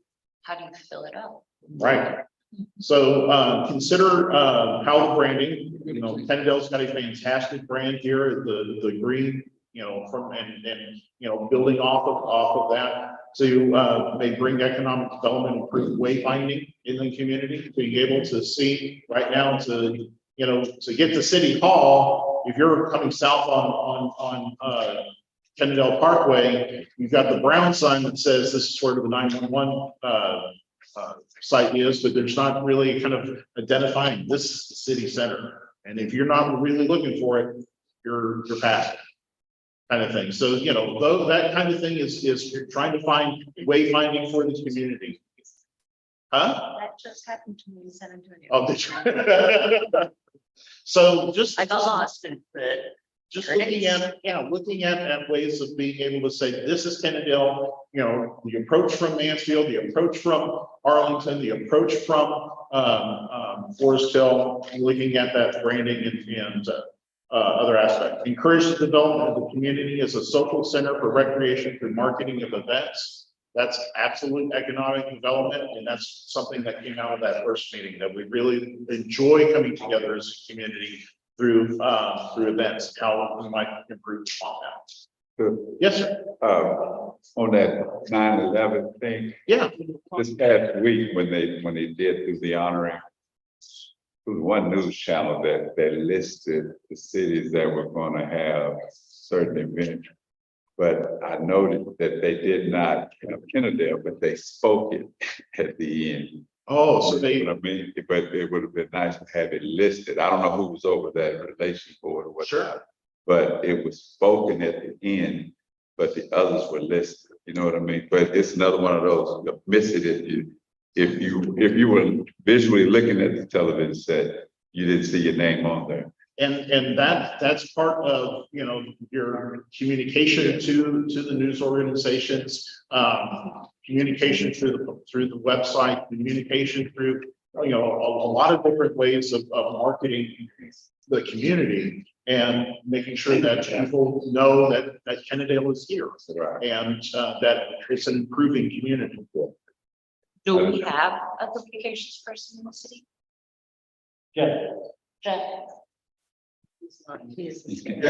Well, you're gonna, Question. but do we actually have a communications person for the city?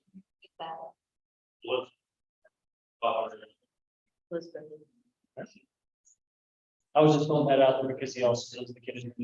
No, I mean, Trying to give a chance to pipe to his own point. He's in his own world. No, I noticed that though, because I've seen a motorcycle club come through the eve of 9/11. And again, you know, not trying to say draw attention to, but I thought it was, you know, an honorable thing. They came by to pay, you know, respect to. And of course, the city did their thing on 9/11. And again, it's those kinds of events Right. that can really draw people in Right. of a wide variety of people, because it still is a concern in their Right. minds and wanting to make sure that, and there's a lot of ways of honoring people and events together. Some cities do fireworks, other cities don't, you know, and there's other ways that you can make smaller investments, you know, that can really bring communities together, and it's a way of communicating. When we look at housing, it's very similar to the stuff that we talked about previously in land use. I did hear very strongly, again, that we will have a variety of housing types, typical of suburban environments, available to all incomes. All housing will be safe and decent for residents. Promote development of single-family detached units. Townhouses and apartments should be located where appropriate and designed well. Maintain and improve the existing housing stock. There's a lot of ways to doing that through code compliance, through investment in new roads, other kinds of things in that regard. Develop greater opportunities for senior housing and age restricted housing. That was also the statement that came directly out of the first meeting. Okay. Parks and recreation, open space. Yes, sir. Could we have a break, normally it's 1 hour to sleep on your butt with 5 minutes break, but Sure. now 1 hour and a half. We, If anybody else wants a break. you're welcome to take a break. Let's have a real quick 5-minute break. We're trying to get everybody out by 8 o'clock, and then also, we've only got 3 more slides. I just want to apologize to the community at large. I've got a first issue I have to take care of, so I'll have to file. So Commissioner, thank you so much for your time. Appreciate it. If you get away from here, if I said that or something, please don't hesitate. You can communicate your name, you can communicate directly to me. All right? Sure.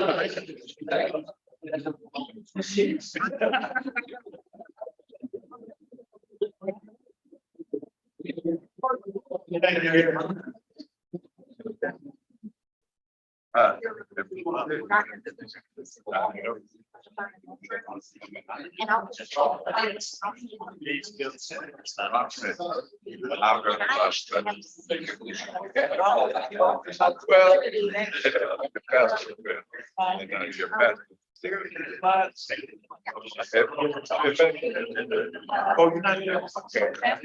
Okay. Okay. But your name is. No, encourage everybody. Ready? Or that you on the line. Cause I said, from the line, I'll be down back. We stayed in the. But I have it's been like last year. You had, and this is fun. Again, something better than I heard.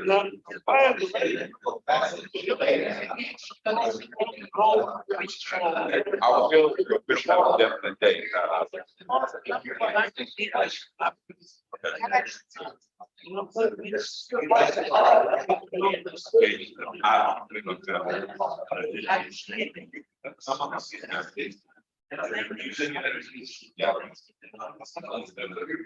Right. That's about.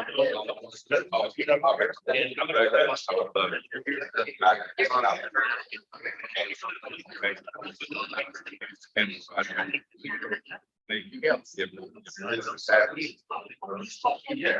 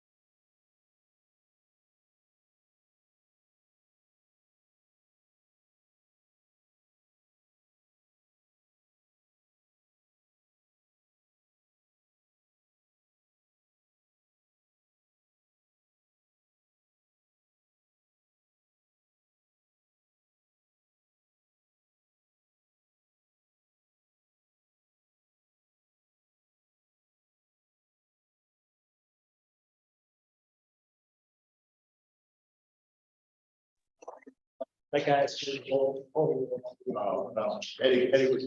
Eddie was. He was a really nice guy. That was one thing, me and the big kid, on 106.7. I'll go outside and all this.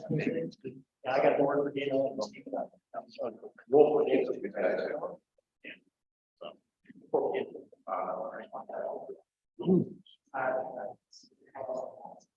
All right. We are on Parks and Open Space. One of the things we have heard from, that there are some needs in our Parks and Rec areas. We want to assess the community needs and desires for improvement with existing passive and active parks. Does everybody know what a passive and active park is?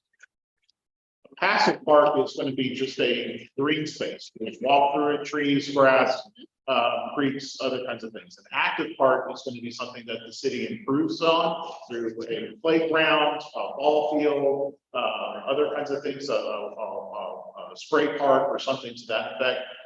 So those have a tiered system in which you have community-wide parks where everybody comes to, or you have a regional park where it's more going to be sports fields, or you might have a neighborhood park or a small pocket park or open space where people come and sit and just enjoy being outside. So there's a tiered system that we want to make sure that there is access to open space and parks for everybody. Protect floodplain for property preservation, water and environmental quality, and the inclusion of an expanded trail system that kind of matches with our transportation goal as well. Influence new development, providing public spaces in addition to private amenity centers. So what is happening is the trend now is big builders like D.R. Horton. What they'll do is they'll build a swimming pool and they'll build a playground. And they'll put it behind a fence, and then they've got a key card for only those residents within that homeowners association can go and use. Well, that's not being very neighborly. And so there is opportunities, there's ways that cities can utilize their effort to require new development to either dedicate land through parkland dedication for a park. And if they don't have land that they can dedicate, it doesn't have to all be floodplain either. They can pay a parkland dedication fee. So one of those things that we might work with your city in understanding how that might be implemented if it's not already part of that. I not see that in your ordinance as it stands today. So Can I say something about that? We do have, yes. no, we do have that. Okay. Just real quick, so you made the comment about those developments that do that. We have a park, it's a little private park. I work for the Census Bureau, and I always tell people I knock on strangers' doors and convince them to answer very personal questions for the federal government, but that data is important. And in fact, you might remember from our first meeting that you folks had data from a survey I worked, the American Community Survey. I will tell you that not only is it not very friendly, those little areas, but it also becomes extremely difficult to collect that very important data that communities then use for the very things we're doing in here. And so, yeah, it becomes problematic on many levels. We want to locate and site an indoor recreation center. That was something we heard at the last meeting, which serves the greater community and provide programming for a variety of age groups and sports. So again, this is an objective. We're not, even after this plan is approved, we're not telling the city council, you have to do this. This is a plan. This is a, because that kind of investment is significant. So we want, if we don't put it into a plan, then it's not something that we can make a decision point on later. So I think that's something that we did here, and that would be something that could be improved upon. And then we want to increase the number and quality of organized sports fields. I think that was something we also heard, that we want to see more sports. There's not enough space for the select leagues and other kinds of stuff in Canada. I can't win a tournament here. What am I missing? We were. I'm sorry, sir. I didn't know you were. It was pretty good. Oh, okay, cool. I'll tell you what my son said today. My son said that Kennedale should have a dome. So he A can dome? play football. Yeah, that's what he was He saying. wants a dome? Yeah, it was like, maybe that can get this. This is really little. Yeah, Kennedome. yeah. He was like, oh, a dome. Because his practice got canceled. I was like, no, kid, you know. All right, so the last one, the last section is utilities, infrastructure, and city services. Kennedale will have high-quality infrastructure and service provision to support residents, businesses, and institutions in the city. We go into capital improvement projects through planning, providing sufficient quantity and quality of water for existing community and promote new development and growth. That doesn't mean that we're all going to build all new facilities. It might be that we make a plan to work with Arlington more in creating new facilities. So the intent here is the objective is we want to have quality water and through a capital project process. The same thing with quality wastewater collection and treatment to meet all state and federal standards. We want to provide stormwater management that prevents flooding and siltation of creeks and streams and meets all state and federal regulations. We continue to provide solid waste and recycling disposal service in the city.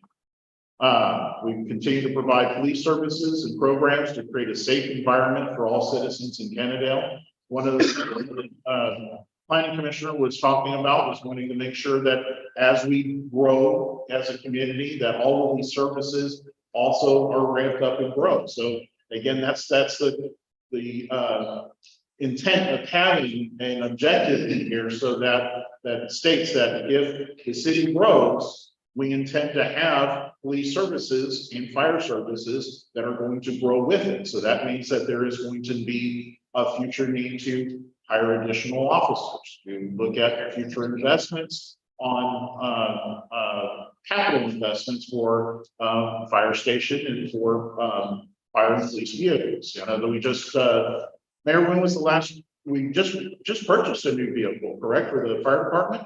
So that was, so, you know, those are the kinds of things that are important. We want to make sure we capture that into the plan. Continue to provide professional fire department services. Quick question. Yes. So I see police and I see fire. Do we need to also mention ambulance, or is it just assumed that it's included with fire? It is usually assumed that it's included with fire as professional emergency services. Yes, ma'am. Explore ways to provide additional library services to residents. Is this facility needing to grow with a larger population? Is it needing to have more services to a greater variety of patrons? Explore ways to provide additional broadband fiber optic services to the community. That's something that is not a lot of cities have as an objective, but it might be something, you know, that I've heard from a lot of cities that are like Kennedale on the edge of transition from big city Fort Worth to a rural environment to southern Tarrant County, where there is areas of gaps of services for internet.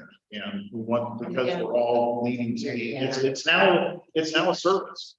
And so is that something that we want to keep as an objective?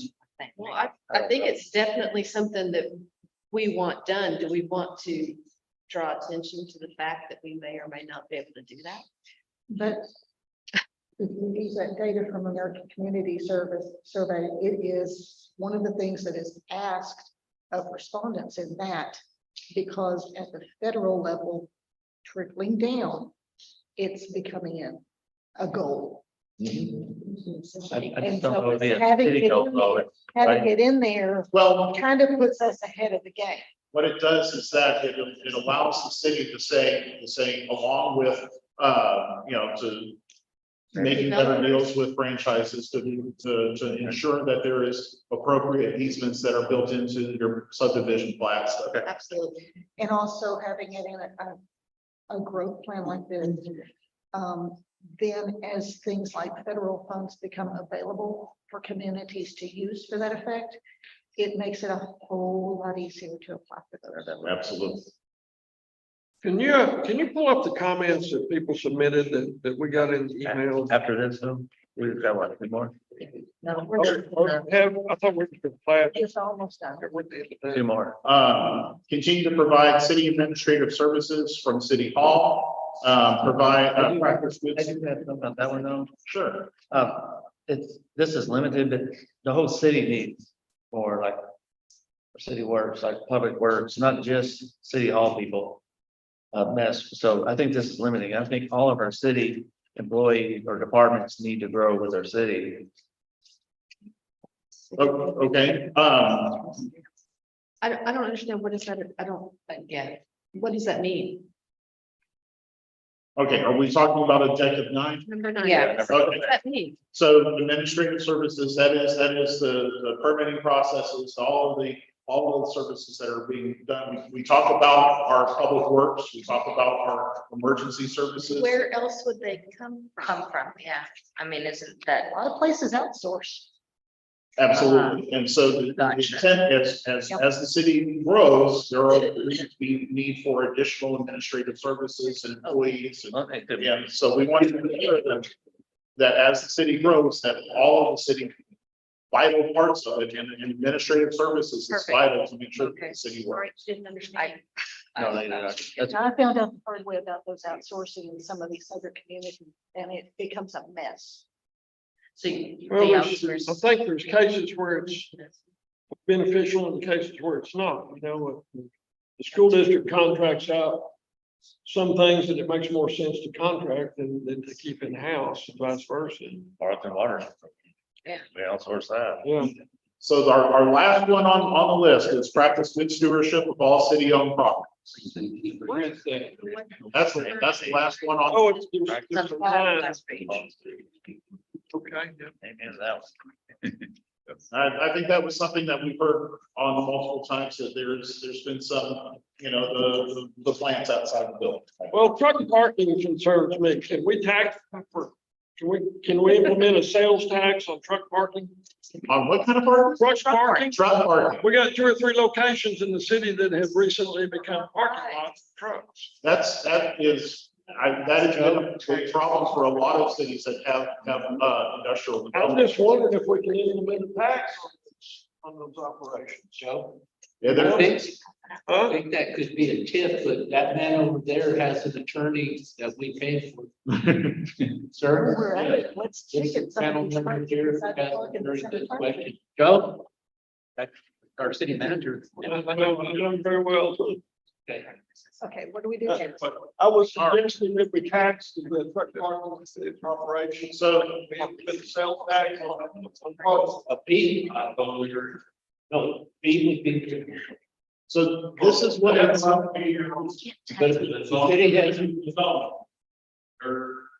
They have a right to be here, but the city also has a right to assess fees. Absolutely. Now, we're off subject, and I'm gonna stop with this line of thought, but I believe that you raised something should be looked into. Yeah. City needs. Absolutely. There's fees, taxes, and other things. Tax hotels. why not? We're not charging the right fees, in my opinion. And also, we are picking up the costs that other organizations should be paying, in my opinion. Now, I'm not on the city council. We have our mayor sitting right there who could perhaps, I don't know what Jen's opinion is. It's just my opinion, Jen. Take it for what it's worth, maybe not worth much, but that's my opinion. Thank you. So, I don't have, this is not my computer, this is the library computer, so I don't have access to my email that would have the comments provided. Nathan, could you come and speak to the gentleman's question about? Well, the reason I asked for that, one of the commenters mentioned something that's been on my mind that came up in the last meeting. And the question is, should we be providing some kind of services or help for the people that don't have a home on the street? Okay. I have it. I have it. He called it The feedback form. the unhoused, is what he calls it, but should we be doing something? Those are God's children too, you know? So other communities have come at that in a variety of ways. I'm not sure how it is addressed very well as a social issue as going through a land development plan. One of the ways is that the city of Fort Worth is going about it, is putting money towards being able to find and private developers to build homes that is managed by a community development department from the city of Fort Worth that would house people. The city of Denton is moving forward. They have also a community development department that they've been utilizing and partnering with 2 hotels to help people get off the street and get into a living environment, and then start working with the county MHMR, which is going to be really mental health and mental retardation is the department. The county has a housing department also that has some funding for that as well.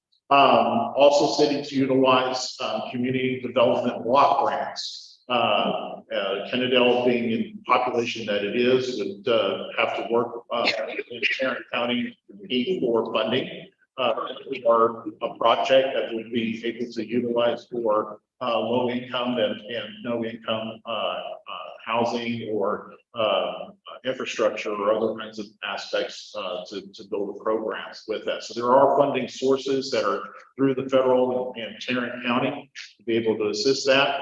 One of the direct ways is from a ground roots effort in helping the unhoused, which is the term that we're trying to utilize now. Is Politically correct. Yes. yeah, homeless is not the current terminology, and so the unhoused is simply by starting to partner with faith-based organizations.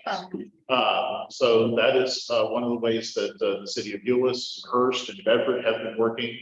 They have this called the CPR project, in which they look at existing homes that are in need of repair, but also looking at helping clean areas where there is homeless population and making those connections to Tarrant County, and because a lot of communities don't have the resources to put together as a community development. Kennedale doesn't have the resources, but Partnering with faith-based organizations that are already geared or may have the infrastructure and the personnel, and in particular, which is really difficult, is having the people who are trained to be able to work with the unhoused, because if you have a city official, or if you have, to be honest with you, if you have a gentleman or a young lady with a badge that goes in and that's the first point of contact, sometimes that's going to cause more problems than it's worth. But having somebody that is able to come in as a resource and being able to understand the issues that may be. There needs to be also, I know that there has been, in this particular case, there's been some violence in that area. And so that is always something in working in partnership with your police force to be able to do that. But again, training is really. it's real damn complicated. Without giving away my client, because like, without saying to my client is. I know we're getting off topic. Yes, sir. It's very important.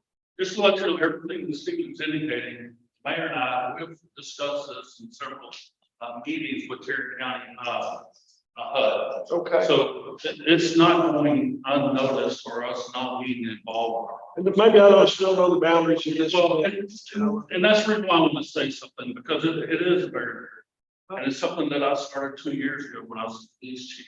So when we talk about someone with a badge, it actually started with somebody with a badge. And it was me and that concept, but it was the police department as a whole that would build a relationship with the homeless. They have a lot of good, valuable information. And once you build a relationship, just like you're talking about earlier, partnership, however you want to say it, it needs something. And we provide information for it. We help them with the HUD. We help them with the resources that the county provides. When you talk about faith side of it, we do the same thing. The mayor has our community connections, which is all pretty much faith-based, and the school district. we provide all these tools to the homeless. If it doesn't matter if they need a jacket, a sweater, socks, shoes, whatever that is, we have had those connections and we continue to talk to them on a weekly basis. So if they need a ride to Fort Worth to go to the homeless shelter or wherever they're needing, we provide that service to them. But I wanted to share that with you. Well, I appreciate it. One of We the were things. very I had no involved. question. And also the other part of, whenever you guys are talking about cleanup, I'm sorry, I'm getting off. Oh, you're fine. Thank you. We do also down the parkway, we go underneath the bridge at 8:20. Oh, I know. Pick up on the I trash. know about that. That's Let's forget calls, our public works, police department, Kenneth, our council members, we do it. We go down there and clean it up because they don't clean up afterwards. But whenever you start talking about our image, a lot of things that y'all talked about the last two meetings is extremely important. But I also want to know, what you guys know, we are involved. And we are listening to what you guys are implementing and want to put in place. And a lot of it are in. And you folks have been really great about that, especially when there have been issues between the unhoused and residents, and I can personally attest to that, and I appreciate it. Absolutely. She's affected. Well, good to know, Daryl. I didn't have a clue what's going on. That's not, absolutely. And sometimes it's hard to share some of the things that we do on a daily basis. That becomes the norm for us, so maybe not so much for us. One time. Would it be possible sometime to have a community town hall so we could have you, mayor, police chief come and let the citizens hear from you all directly? I don't think. While y'all been up here We have talking, enough of that, sir. as you were up here talking, it's gonna make the mayor's name we're about now. Wonderful. Oh.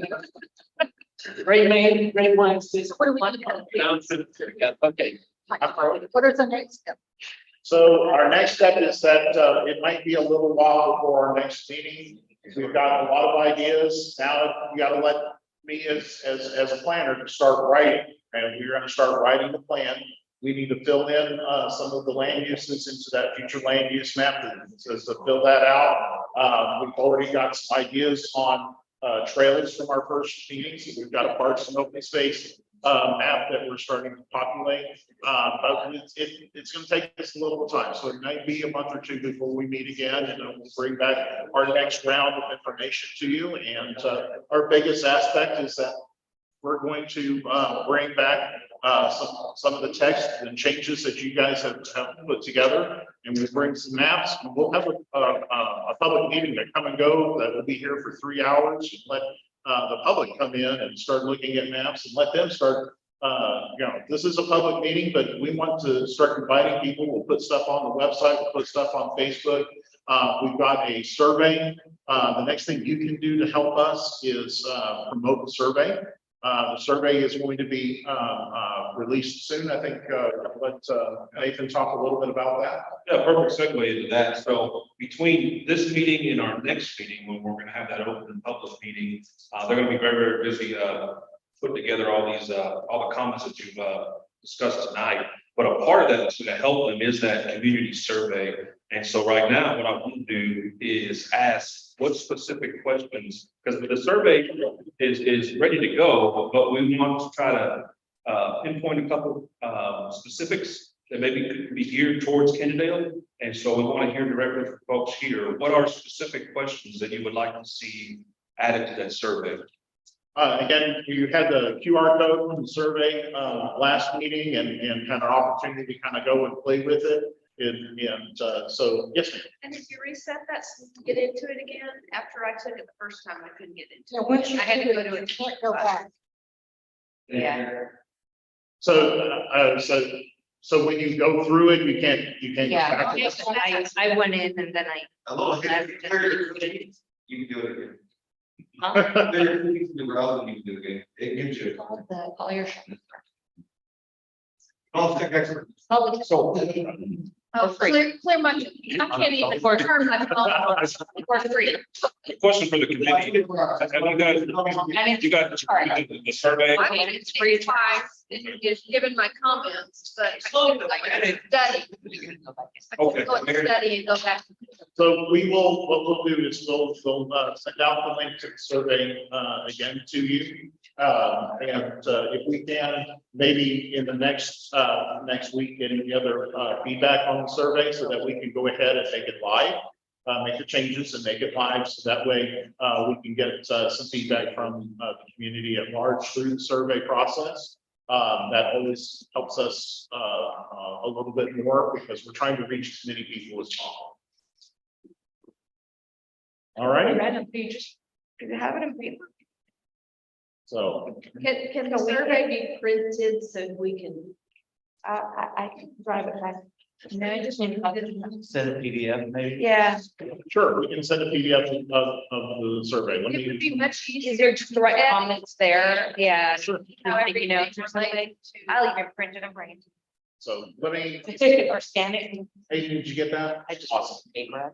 I'll let my super planner tech over there, she's getting on my survey, so she'll help me out with that. All right, So any specific questions from anybody here tonight? All right, here you go.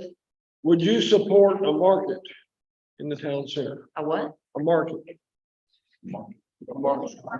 I want y'all, I gave y'all a reading thing last week, I'll give you another one today. Look up the Reading Terminal Market in Philadelphia. Just look that up and read what it's about.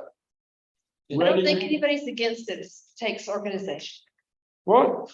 Yeah, it's a great question. Somebody to organize it. That's what we want to know. I mean, any ideas on any other questions No. to ask on The service? size of that market is about the size of Kennedy. Yeah. I've visited. I visited there. I don't know if we want to have that, you don't have that many acres. We can scale accordingly. Okay. Still, farmer's market is a good idea. And anybody else?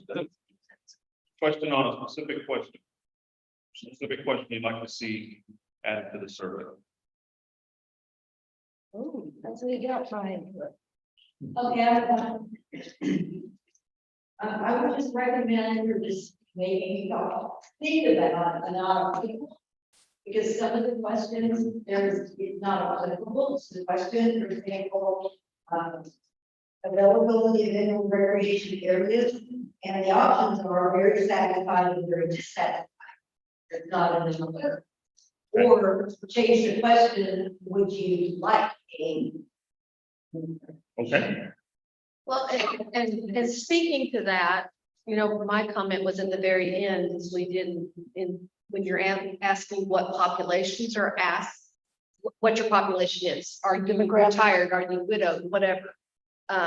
We didn't address stay-at-home parents, and I think that's a huge, it's huge now. I think somebody that is a stay-at-home parent is gonna have a much different answer for a lot of these questions than someone who, Just comes on after 6 o'clock. yeah, exactly. Maybe that could I mean, be it's true. an open-ended question. And we didn't have a place for somebody who was retired either. It was either works or you're unemployed.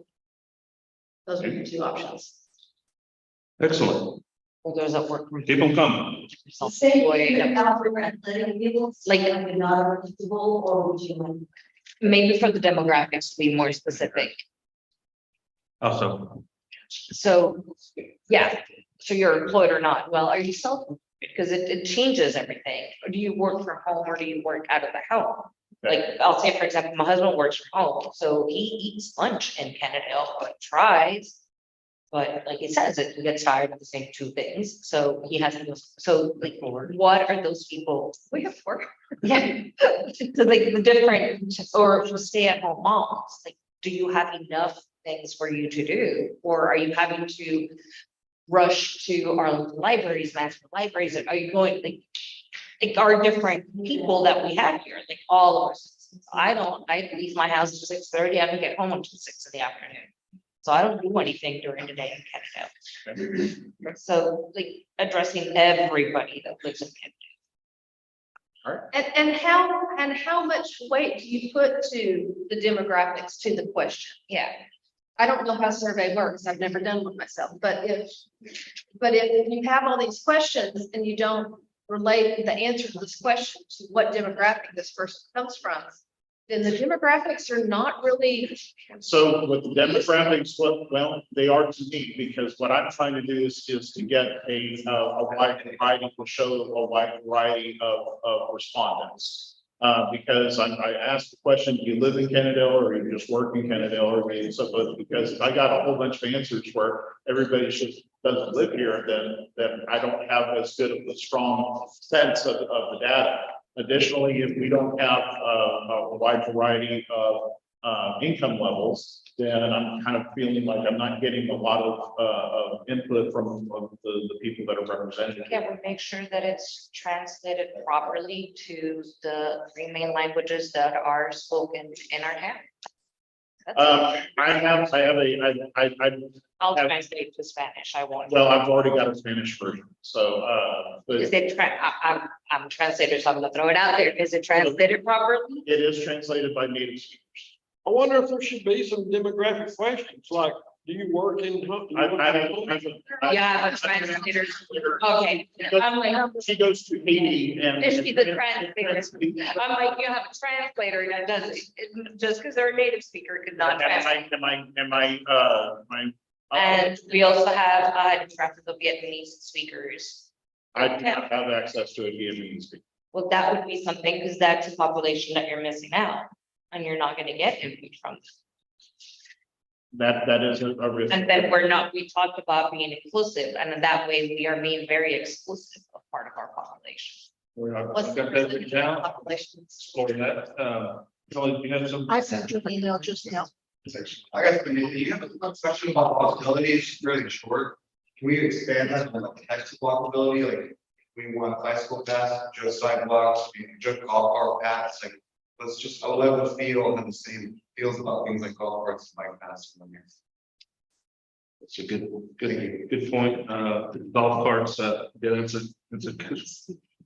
But I got, it's split 50-50, you know, my neighbor. Oh, Joe wants golf carts. Yeah, when I get drunk, I'm Fair. Number 6, the maintenance and appearance of the city. So there's a question about, it just says maintenance of residential property. And then there's the maintenance of business property. For me, that's a broad question, it depends on where I'm looking. If I'm looking at the street or the street, maybe I'm just misunderstanding. The intent of the question is to try and engage how people feel about code compliance in the community. Is there an issue with property maintenance? Is it not being done? Is it, is grass being left too high in the community? Is, those kinds of things. And I want to leave certain questions vague so that people have an idea. And what we're trying to do is we know what the question is asking in order for people to, because when people think maintenance, they're thinking about, is there trash in the yard? Is there high grass and weeds? Is there falling leaves and other kinds of things like that? I would just like for them to have an area, like give me an area, because at this point, if you say you're dissatisfied, well, what is area, what you're referring to? Well, I really don't want to get area specific with that, because then it becomes, then we start poking fingers at people, and that's not the intent of the survey. Okay, can we also just put it on, because for me personally, I would just not like it, because it's way too broad for me. Okay. The other thing I would say is there needs to, I would like to be able to say, this is what I think about that question, instead of just having to put your answers. So that was space for comment. An other / comment space. Okay. Well, let's, Yeah. comment space. And that's kind of what we're hoping to get that feedback from you all on those existing questions so that we can fine tune that. Great. But anyone else?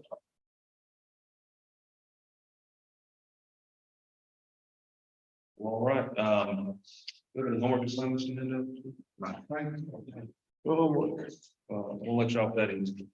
I'll be sending y'all an email. But everything that's discussed tonight, I want, so yes, there is, still have some homework. And I want y'all to continue to let folks know about comp plan at cityofkennedale.com. We've had, you've all seen the responses, because I've shared it with the committee, but I need more responses. So we've had, I think, maybe 15 to 20 people, and that's people on social media, but people emailing directly, what their suggestions should be.